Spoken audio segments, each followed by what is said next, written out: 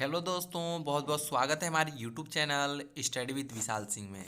जैसे कि आप जानते हैं कि आपको पिछले वीडियो में केमिस्ट्री का और उसके पिछले वीडियो में फिजिक्स का और उसके पिछले वीडियो में हिंदी का मॉडल पेपर मैंने आप सभी को बता चुका है। उसी तरह इस वीडियो में हम देखेंगे आपको मॉडल पेपर मैथ सब्जेक्ट के मॉडल पेपर, वो भी सब क्लास 12th के लिए मॉडल पेपर है जो कि अभी तक यूपी बोर्ड ने जारी नहीं किया, लेकिन मैं अपने तरफ से आपको मॉडल पेपर प्रोवाइड करा रहा हूँ।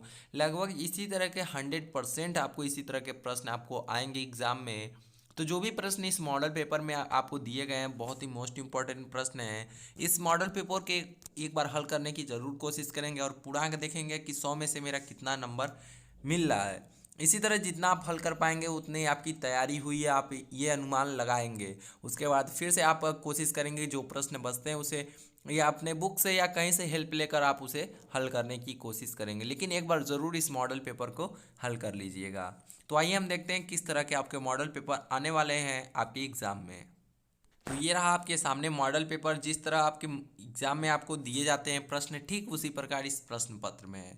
देखिए 100 नंबर का आपका पूर्णांक है, उसके बाद आपको 3 घंटा 15 मिनट का समय और 15 मिनट आपको पढ़ने के समय है। और प्रश्न पत्र में कुल 9 प्रश्न आपको दिए गए हैं और सभी प्रश्न करने अनिवार्य हैं।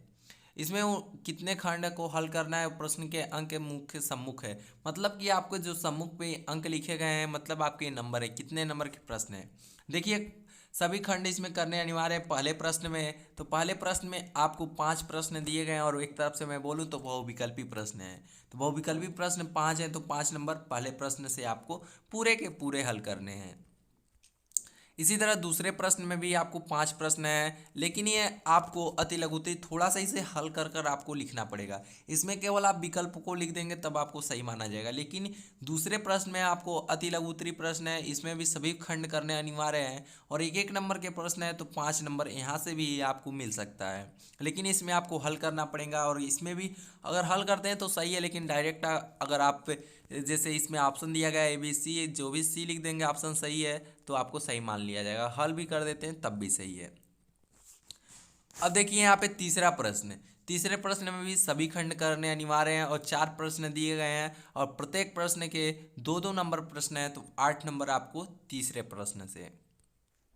और देखिए चौथे प्रश्न में भी आपको 4 प्रश्न दिए गए हैं, चारों प्रश्न में 2-2 नंबर का इसमें भी है, सभी खंड करने अनिवार्य हैं, यहाँ से भी आपको 8 नंबर। अब देखिए पांचवा प्रश्न, आपको किन्हीं 5 खंडों को हल कीजिए। देखिए इसमें 5 खंडों को हल कीजिए यहाँ पे लिखा गया, तो केवल 5 ही खंड को हल करेंगे, ना कि उससे अधिक खंड को हल करने की कोशिश करेंगे। अगर आप अधिक खंड को हल करते हैं तो उसका नंबर आपको नहीं मिलेगा। कई बच्चे सोचते हैं कि अगर मेरा को सही रहा, को गलत हो गया तो हमारा खो सही हो जाएगा तो इस पे नंबर मिल जाएगा, लेकिन आपको मैं बता दूं अगर आप को खो ग घ और अंग अगर 5 ये कर लिए हैं तो इसके आगे आपको हल करने की ज़रूरत नहीं है। अगर आप सोचते हैं कि ये मेरा गलत है, ये सही हो जाएगा, इस पे नंबर मिल जाएगा, अगर ज़्यादा करेंगे तो लाइन से आपका चेक होगा, लाइन से चेक होगा। 5 ही प्रश्न केवल, अगर जो उसमें सही रहा तो सही रहा, जो गलत रहा तो गलत हो जाएगा। तो 5-5 नंबर का प्रश्न है, बहुत ही इंपॉर्टेंट आपके लिए ये है।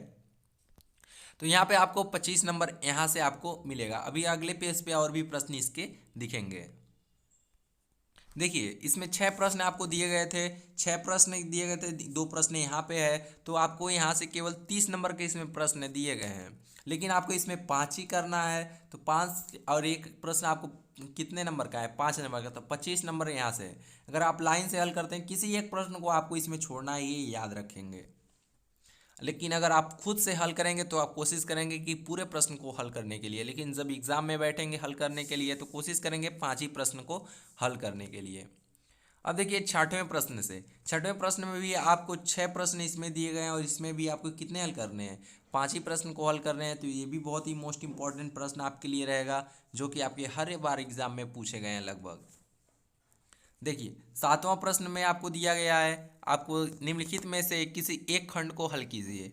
किसी एक ही खंड को हल करना है, मतलब कि को या खो में से किसी एक ही को हल करना है। अगर कोई आप एक हल सही करते हैं तो आपको 8 नंबर मिलेगा, अगर दोनों हल करते हैं तो किसी एक ही को चेक किया जाएगा, मतलब पहले प्रश्न को ही चेक किया जाएगा, चाहे वो सही रहे चाहे गलत रहे। आपको गलत होता है तो एक भी नंबर नहीं, अगर सही होता है तो 8 नंबर। तो कोशिश करेंगे एक ही प्रश्न हल करने के लिए। अब देखिए 8वें प्रश्न में आपको किसी एक ही खंड को हल करना है, इसमें भी 8वें प्रश्न में से भी किसी एक ही खंड को हल करना है, इसमें भी 2 प्रश्न दिए गए हैं। यहाँ पे भी 8-8 नंबर आपको मिलेगा, किसी एक ही को हल करें और 8 नंबर आपको प्राप्त हो जाएगा।